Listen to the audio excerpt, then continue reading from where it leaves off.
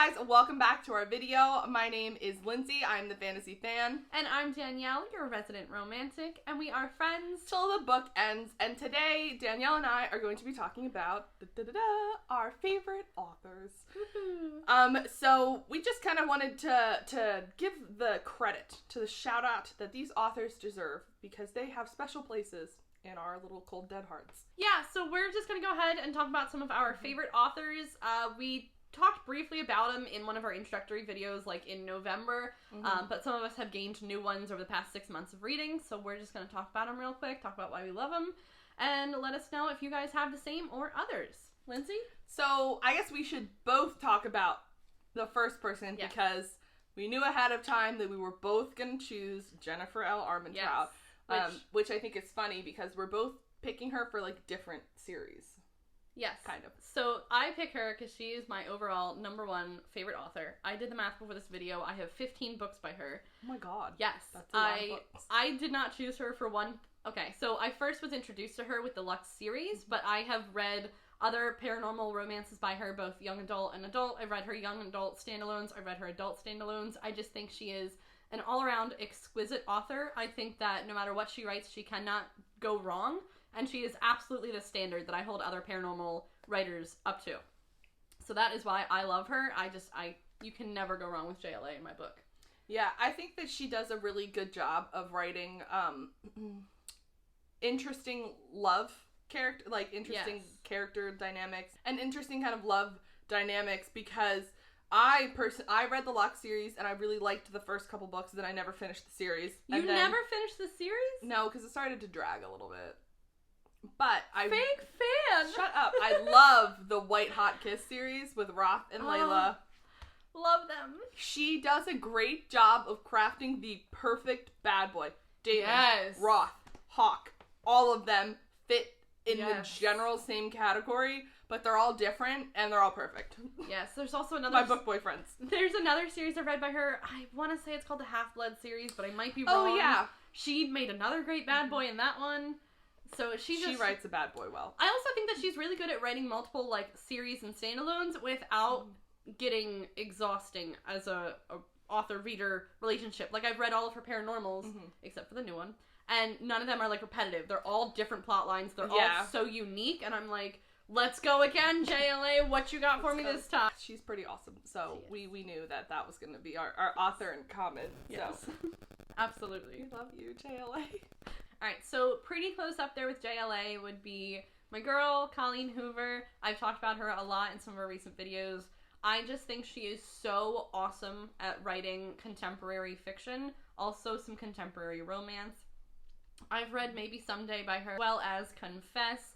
Both books that I've read by her have a mixed media aspect to it. Maybe Someday had a playlist created with each chapter, and it was actually a song so you could go listen to. Which is really cool. Right. Yeah. The other one, Confess, focused on an artist, and she paired with an artist to actually create some of the paints that they talk about.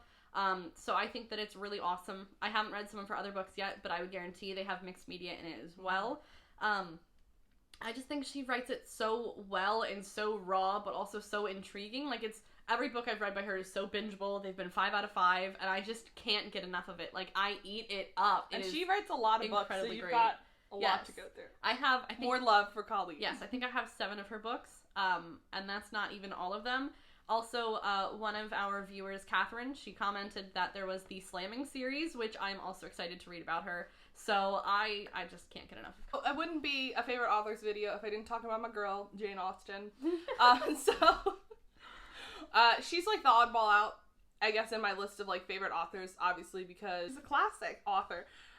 She wrote Pride and Prejudice, which is one of my favorite books of all time. Well, actually, it is my favorite book of all time. And then Emma is fantastic. I have also read Sense and Sensibility, and I really liked it. I have not read Persuasion. So that is, and Northanger Abbey. Those are the 2 that are really on my, yes. I would have thought you read everything by her. I have not. I reread the same 3. Oh.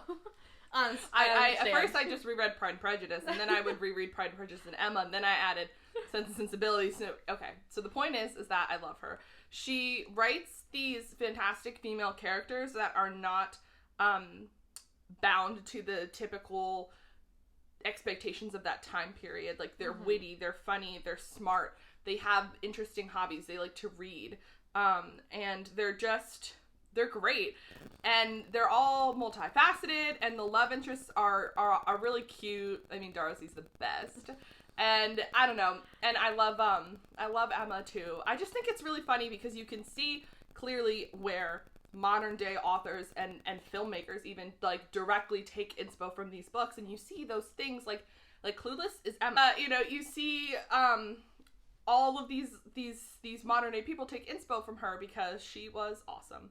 And she also never married, and she, like, totally shunned societal expectations, and she was, like, a cool-ass lady, and I really love her. She's a classic legend. She's a legend. She's, like, an OG. Yeah, literally She's an cool. OG. She literally is. Right, so the next one for me is Becca Fitzpatrick. If you don't know who she is, she wrote the Hush Hush series. I actually have not read anything else by her. I'm unfamiliar if she has any other books or series or standalones, etc.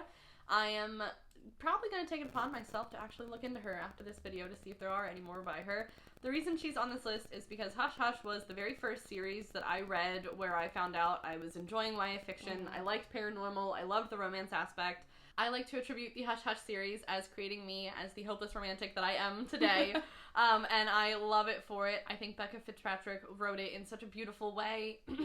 It was perfect as a YA series in my mind. Lindsay and I do realize that there are some weird out-of-bound things that happen, such as Nora, the main female character, is constantly running around town all over the place. She's unsupervised. Where is her parents? But at the same time, it was, like, just enough, like, paranormal fiction to be like, this isn't really gonna happen, but could there be an angel who comes to me? Or a fallen angel who needs my help bringing him back to angel status? So I volunteer tribute. Me too. I second the notion. So I overall love the series. I really should look in to see if there are any more books by her. Yeah, I don't know if she has written. I'm curious to see if her other books would stand up to the hype of Hush Hush in my world. So my next favorite author is someone who writes beautiful, like, prose. Like, she can write a book, and that is Tahara Mafi. I love Tahara Mafi's writing. I don't typically like lyrical kind of poetic style writing because I feel like it takes away from the plot, and then I get confused and I caught up in the words, lost in the sauce. But Tahara Mafi's writing is stunning. That was the first time that I had really read a book where I was like thinking about quotes from it like constantly, and I was like, these are fantastic. So my favorite series by her is the Shatter Me series. I've plan to read her. She has 2 contemporary fiction books that are out that are pretty good apparently. So I plan to read those. Interested to see the juxtaposition of writing styles because one's fantasy and one is set in real life. But Shatter Me, fantastic series. Tahara Mafi knows how to write a character, a love triangle situation. She was whiplashing with the plot. The second trilogy doesn't exist in my mind, so that's why she's still on here, because I'm pretending it doesn't exist.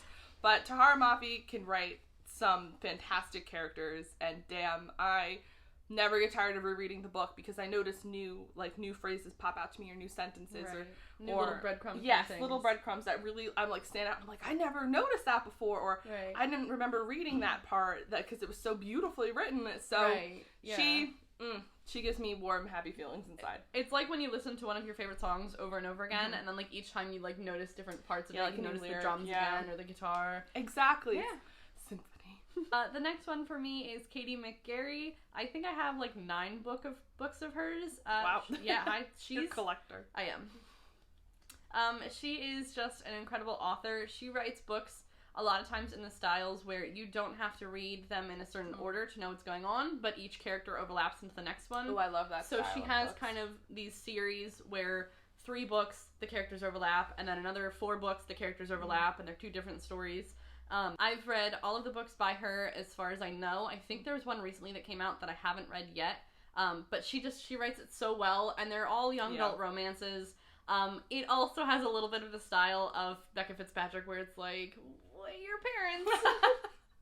Danielle's favorite trope is that there are no parents in books. Right. But then I also like it because all the books that I've read really have to deal with very particular sequences. Like the first 3 books, a lot of the main characters overlapping in the fact where they either grew up in a foster home or they have family that grew up in a foster home. Okay. And it's like, it's not quite contemporary, but it's like, feel hopeful when you're in those situations. And then I think the other 4 books deal with like the different mental health issues. So one focuses on anxiety.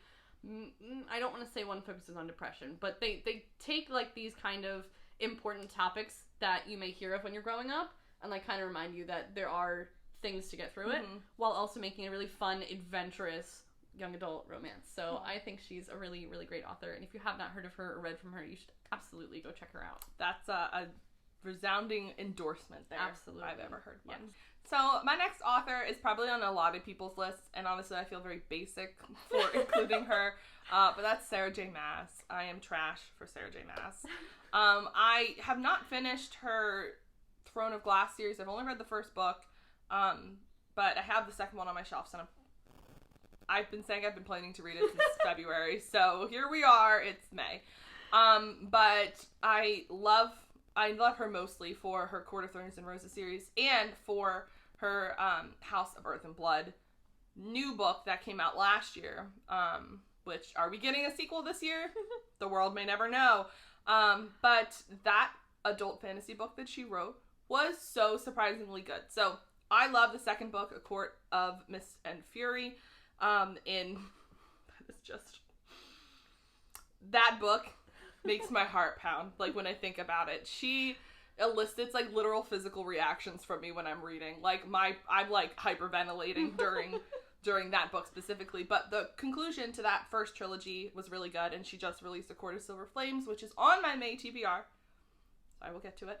But I was so surprised when she came out with her adult series, because that boy is a chunker. He's, like, 800 pages. Wow. Yes, and the cover is beautiful. Of course, we have a picture up of it. But that book was just it was just really well written, and the world was really unique. And I feel as if it's very hard nowadays as a fantasy author to come up with something that isn't repetitive and has been done before. Right. And she had enough, like, there's werewolves and witches and fairies and vampires and angels and shit.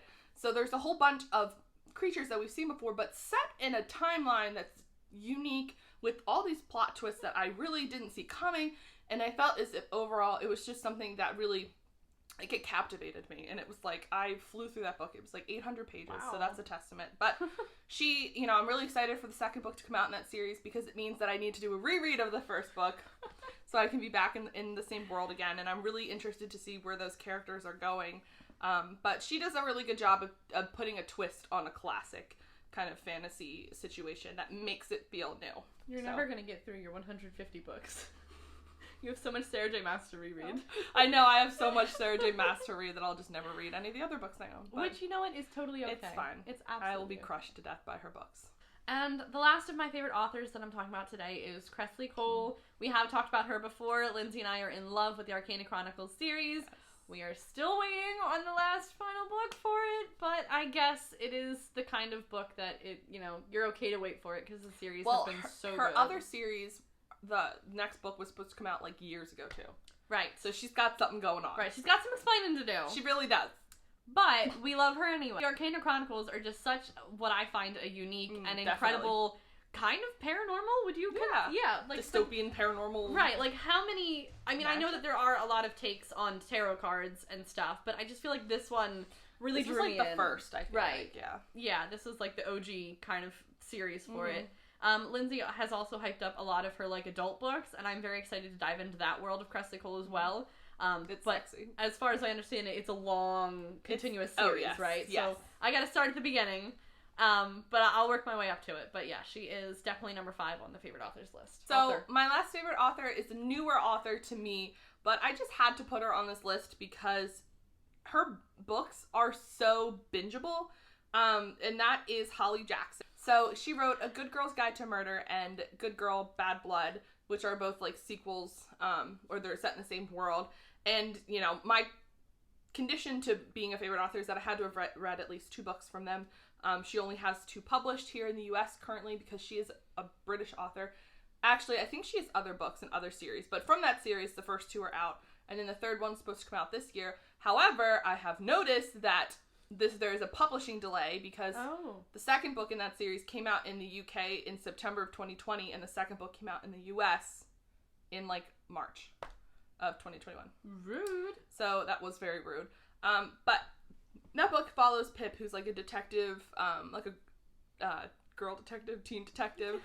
And it was just so good. Like, she tackles issues of racial bias, police bias, just it's like very Nancy Drew-esque, which I think is why I love it so much, is because Nancy Drew was like my favorite growing up. That's what got me into reading, and it really felt reminiscent of that style of story. And I just think Holly Jackson has the best characters because they're not flawless. They all have flaws, and you're able to see that. But she also writes it in a very interesting format. So a lot of her books have like mixed media type things. So it's got interviews, it's got podcast elements to it, it's got transcripts. So, you know, you're reading it and it's like boom, boom, boom. You're like, oh my gosh, things are happening. And then you're reading a podcast thing. You're looking at a school project that she did, and it just really keeps you so engaged. And I cannot wait for the third book in the series. I think it's the last book, unfortunately. But it also makes me really eager to check out her previous backlisted stuff.